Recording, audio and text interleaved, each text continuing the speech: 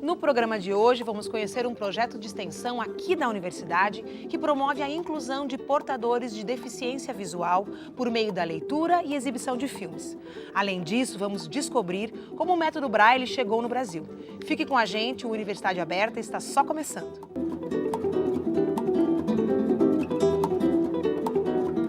Olá! Para entrar no clima do projeto que vamos conhecer hoje, eu vou descrever para quem não enxerga o cenário em que eu e meu convidado estamos. Atrás de nós, há duas telas brancas e cinzas, com imagens fotográficas em tons de vermelho, verde e branco. Eu estou sentada em uma cadeira amarela e meu convidado está à minha esquerda, em uma cadeira branca. Antes da nossa conversa, você que está nos assistindo vai conhecer a Maria Cristina, que vive e respira o universo das letras.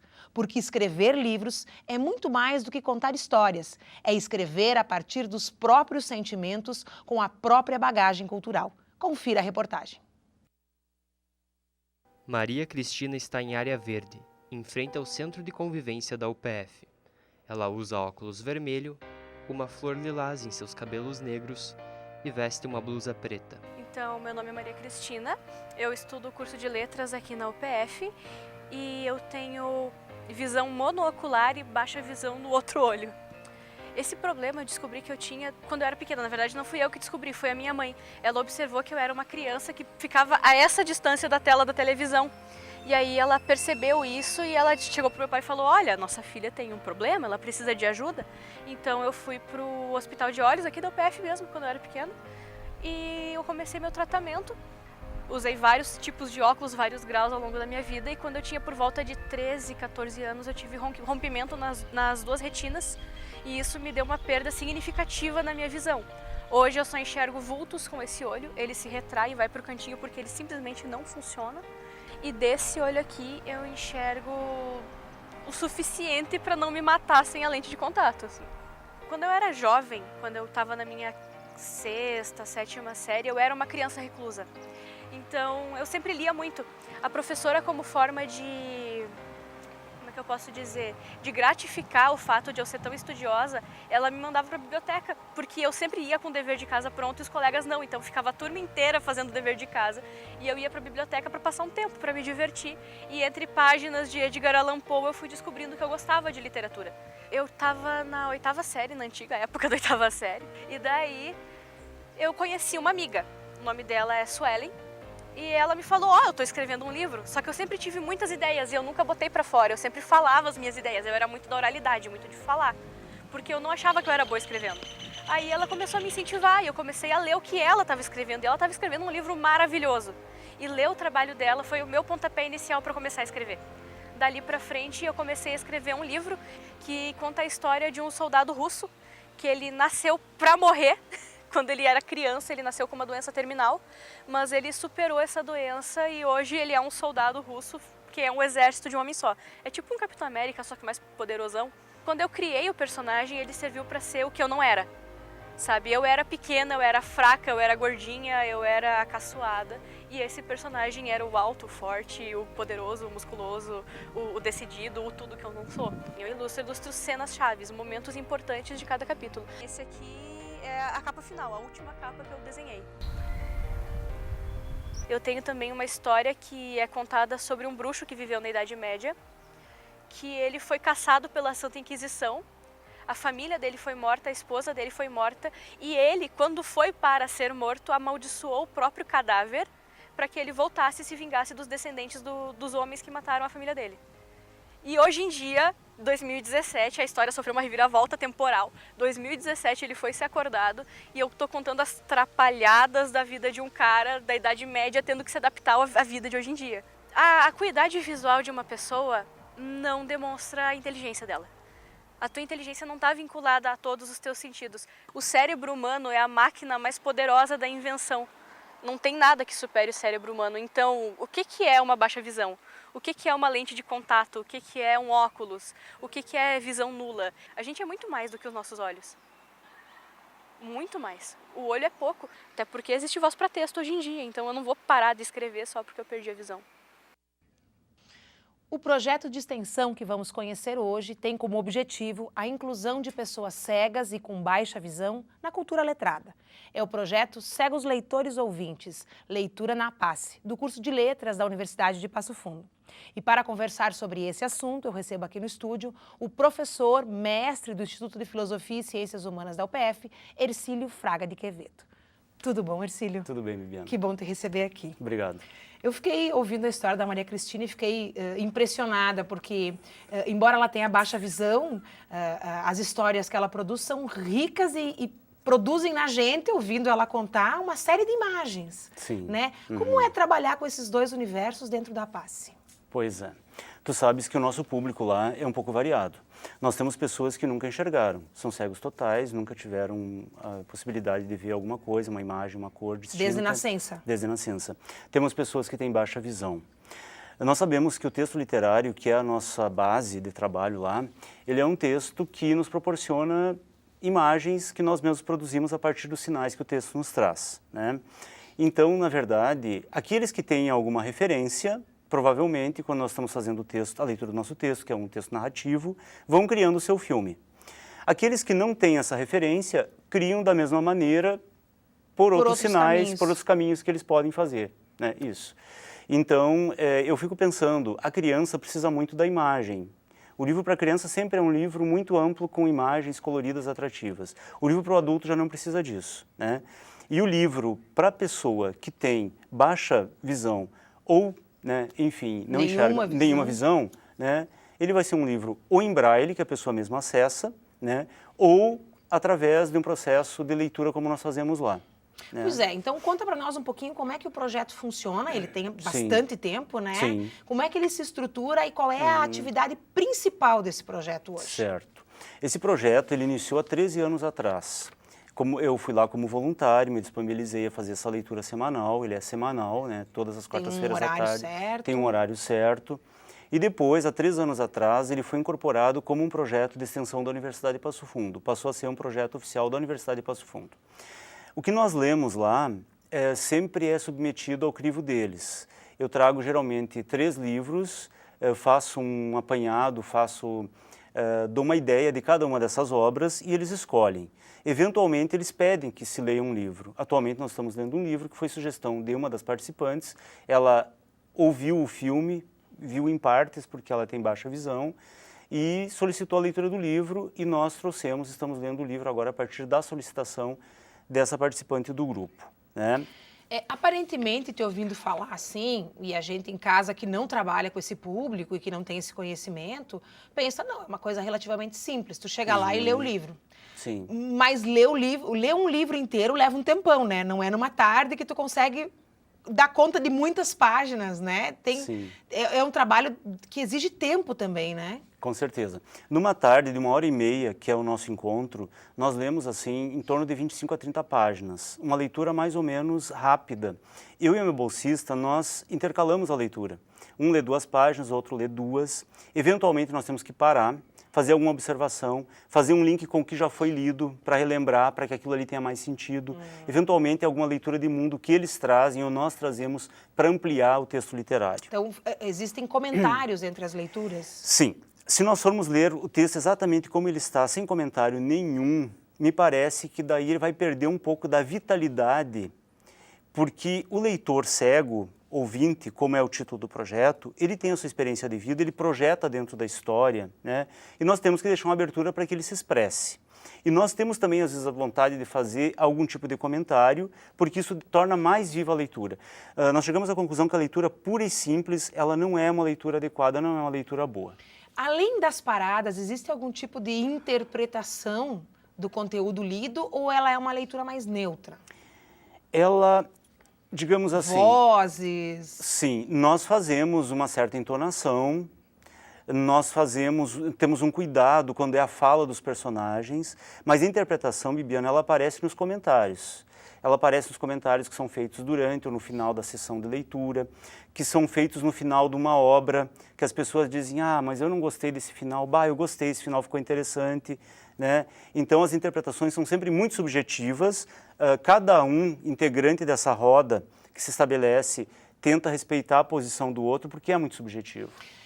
Pra gente que é vidente, né, e Sim. portanto consegue olhar para a página do livro e voltar para trás, porque lá é uma leitura ao vivo, eu não consigo voltar para Sim. trás para ler de Sim. novo aquilo que já foi lido, né? Sim. Então a gente acha bom, eu pego o livro, leio e tá entendido. Sim. Mas o livro, às vezes, ele traz marcas que são difíceis de serem ouvidas. Sim. Uma nota de rodapé, Exato. algum cálculo numérico, menção a algum tipo de símbolo ou signo dentro da literatura. Como é que se resolve isso? Aí se traz a leitura de mundo do mediador, que no caso sou eu e a minha bolsista. Nós trazemos, quando eles perguntam, o nós já percebemos por conta de que aquela leitura estanque daquela maneira, ela não vai ficar adequada porque vai gerar algum tipo de dúvida, nós suprimos. Nós suprimos porque não adianta tu ir adiante e ficar ali uma lacuna. Porque a pessoa cega ou baixa visão, ela ouve rádio e ouve televisão. E ela não lê.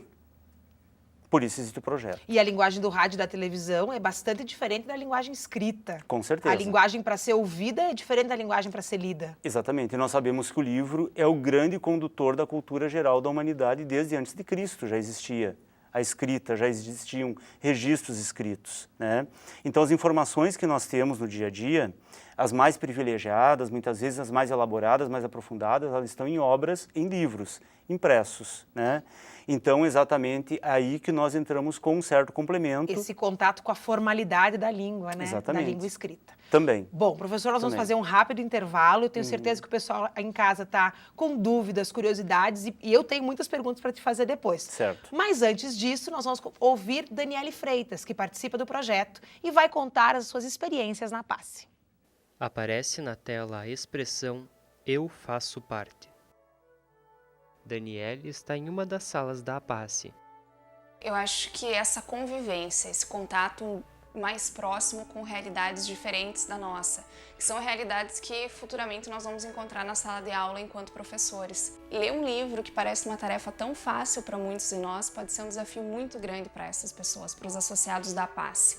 E como um gesto tão simples como realizar esse encontro aqui na sede da instituição e realizar a leitura de uma obra pode ser tão transformador na vida de quem não tem a oportunidade de ter contato com ela, como nós temos através dessa leitura.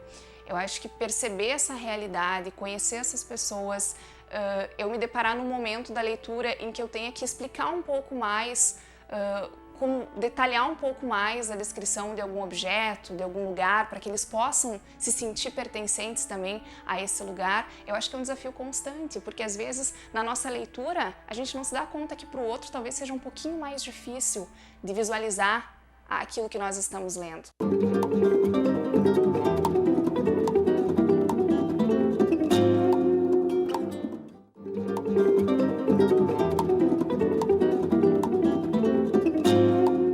Voltamos com o Universidade Aberta. No programa de hoje falamos sobre o projeto Cegos Leitores Ouvintes, Leitura na PASSE. Continua comigo aqui no estúdio o professor mestre do Instituto de Filosofia e Ciências Humanas da UPF, Hercílio Fraga de Quevedo. Mas antes de voltarmos à nossa conversa, você fica sabendo como o método Braille chegou aqui no Brasil.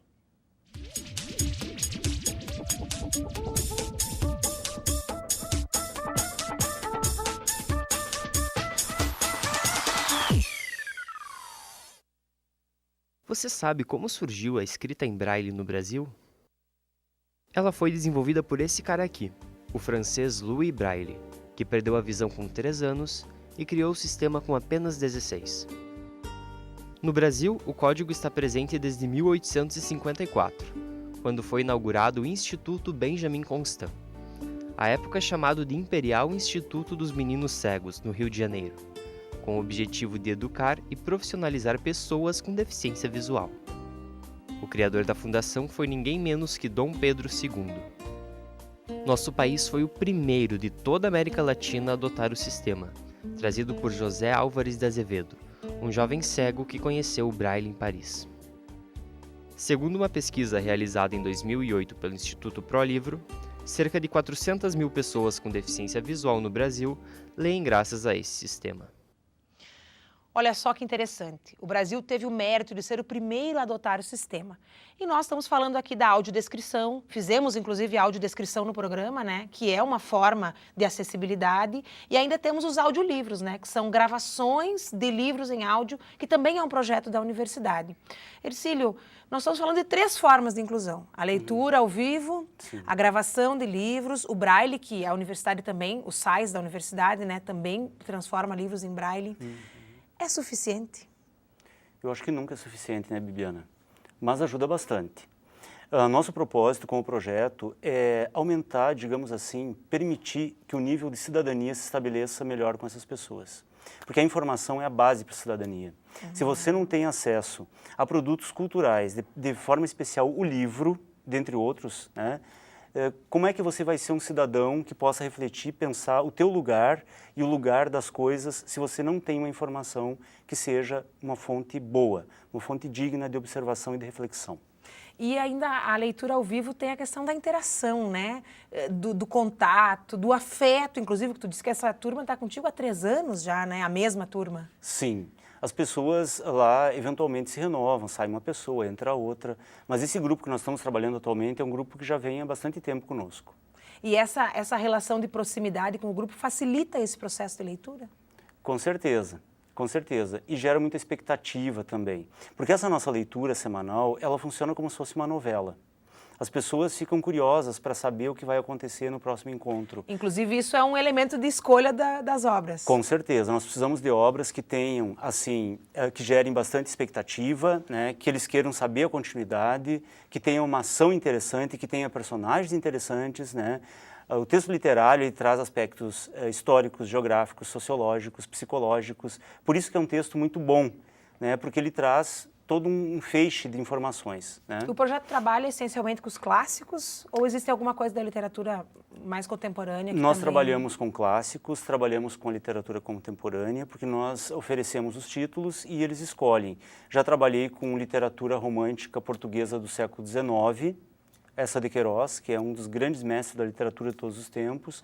Ano passado trabalhamos com um autor novo, que é o Rafael Montes, com o livro Dias Perfeitos, que foi inclusive premiado. Esse autor esteve em Passo Fundo e foi um livro que gerou muita expectativa. Foi bem interessante o processo. Algum livro que não seja de ficção, algum livro-reportagem, por exemplo, ou que seja baseado em fatos reais?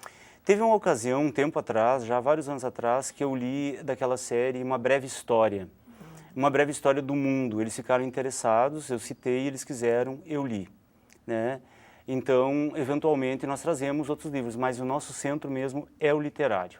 Bom, e o projeto também trabalha com a audiodescrição dos filmes, né? Como é que é esse trabalho? Pois é, a audiodescrição foi um projeto, uma necessidade que eles trouxeram, que eles mesmos deram o nome de Cinema Acessível. O Fábio Flores, que é um membro da diretoria, já uns 3, 4 anos atrás, pediu que eu coordenasse esse aspecto do livro, do cinema acessível, que é um cinema para a pessoa que não enxerga ou tem baixa visão. Eles têm um acervo de 30 livros, melhor, 30 filmes que vieram da Petrobras, que trabalha muito com filme no Brasil. Tu assiste um filme brasileiro, sempre aparece a Petrobras. E eles mandaram para a associação um acervo de 30 filmes. E nós, uma vez por mês, nós reunimos as pessoas da leitura e outras pessoas da APACE para assistir um filme. Então esse filme ele já vem pronto. Eu considero o cinema uma das melhores artes, das artes mais completas que tem, né? Ela tem a trilha sonora, ela tem o texto, ela tem a imagem. Quando nós passamos esse filme, é claro que não é a mesma coisa que uma pessoa que está vendo, mas é uma das maneiras de uma pessoa que não está vendo ou está vendo muito pouco poder ter acesso a um filme, porque uma exibição tradicional não vai permitir que ele tenha acesso. A audiodescrição, além de tu ter a trilha e os diálogos, tu ainda tem uma outra descrição das cenas, né? Que se intercala, um narrador. Exatamente, que se intercala no momento que não existe a fala, que não existe o diálogo, se intercala. Eu já fiz também, eventualmente, né, a audiodescrição de filmes que nós temos... Que não tinha. Fiz recentemente, do Menino no Pijama Listrado. Nós terminamos a leitura do livro no final do primeiro semestre, queríamos ver o filme, todos queriam ver o filme, eu consegui o filme dublado e fiz a audiodescrição em tempo real, eles ficaram satisfeitos com o resultado. A boa notícia é que cada vez mais os filmes vêm já, né, são oferecidos com essa opção. Sim, estão vindo agora. Alguns estão Bom, vindo. Nós ouvimos o professor Hercílio, que é professor do projeto, ouvimos a bolsista, que é a Daniele. Agora nós queremos ouvir as pessoas que participam do projeto. Por isso, a Janaína Borges dos Santos vai nos contar as atividades desenvolvidas por ela no projeto. Aparece na tela a expressão "Eu faço parte". Janaína está em área externa, nos jardins da Universidade de Passo Fundo. Meu nome é Janaína. Eu sou associada da PASSE e sou ouvidora dentro do projeto de leitura. Na minha opinião, e eu acredito que na opinião dos meus colegas que estão comigo, é muito importante, porque inclusão social, em primeiro lugar, nos inclui, porque não são todos os livros que a gente tem para ler, assim, por audiodescrição, na internet. Então, para nós é muito importante, além de nos incluir, nos esclarece, nos faz estar inclusos, participando da sociedade de uma maneira diferente. Claro, não substitui nós mesmos ler, mas é muito bom, nos motiva, nos ajuda a estar, né, inclusos mesmo. É uma interação que a gente faz em grupo, a gente convive, como eu falei, a gente comenta. Então, para nós é muito satisfatório, tanto para mim, eu acredito que eu posso falar no nome dos meus colegas também,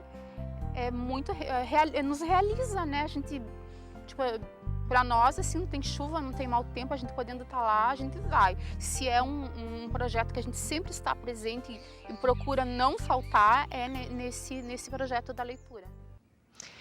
A Janaína é desse grupo que vem há bastante tempo, né, Hercílio? Sim, exatamente. E que bacana ouvir a fala dela, né? O impacto do trabalho Sim. no dia a dia dela. Exato. Tu tem outros relatos legais, assim? Tu recebe um feedback dos participantes de alguma forma? Sim, de maneira geral, sim. Ao longo desses anos todos, né, Bibiana, vários tipos de feedback. Inclusive um que me marcou bastante foi quando eu comentei com eles que eu estava lendo o ensaio sobre a cegueira do Saramago.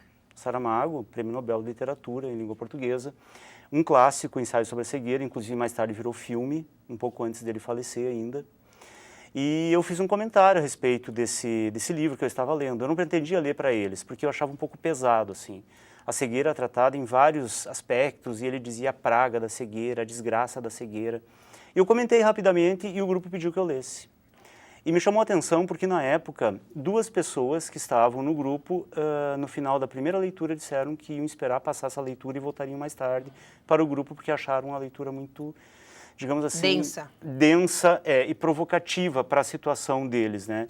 O restante do grupo permaneceu até o final, eu fiz toda a leitura, então é muito relativo. Tem muitas coisas que a gente não fica sabendo. Assim como esses dois disseram, eu prefiro que não fique mexendo assim, né, com a questão da cegueira, vou deixar de lado esse momento, o projeto, depois retorno. Tem muitas coisas que a gente não sabe. No geral, as pessoas demonstram, como a Janaína demonstrou, né, outros participantes também, demonstram uma satisfação, uma alegria pelo convívio, pela transformação que se opera a partir da informação nova que chega até você, né? Então, nós percebemos assim que é uma alegria, que é um entusiasmo deles participarem dos encontros.